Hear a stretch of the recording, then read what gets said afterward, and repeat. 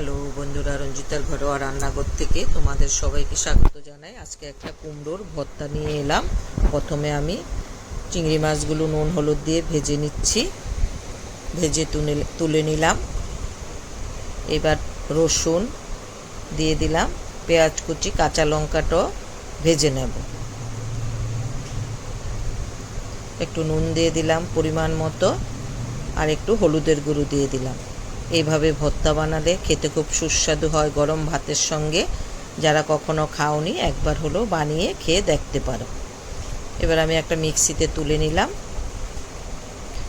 এবার কুমড়োর বুকের অংশ, একটু কুমড়ো নুন দিয়ে ওটাও একটু ভেজে নেব। ভাজা হয়ে গেছে, এটাও আমি মিক্সিতে তুলে নিচ্ছি। আর যে চিংড়ি মাছটা ভেজে রেখেছি সেটা দিয়ে দিলাম, দিয়ে পেস্ট বানিয়ে সাইডে রেখে দিলাম। কড়াতে একটু সর্ষে তেল, একটা শুকনো লঙ্কা, কালো জিরে দিয়ে দিলাম, দিয়ে আবার একটা পেঁয়াজ ঝিরিঝিরি করে কেটে ভেজে নিলাম। এবার পেস্ট করা কুমড়োটা দিয়ে দিচ্ছি। খুব সহজ রেসিপি, কিন্তু খেতে খুব সুস্বাদু হয়। আবার একটু নুন দিয়ে দিলাম পরিমাণ মতো, দিয়ে ভালো করে কষে নেব। চিনি দিয়ে দিয়েছি। এবার শুকনো শুকনো করে নিলাম। এবার ধনেপাতা কুচি দিয়ে দিলাম, দিয়ে একসঙ্গে ভালো করে মিশিয়ে নিচ্ছি।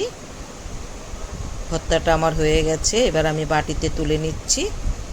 এই দেখো, দেখতে এরকম হয়েছে। যদি রেসিপিটা ভালো লাগে একটু লাইক শেয়ার করে দিও। সবাই ভালো থেকো, সুস্থ থেকো।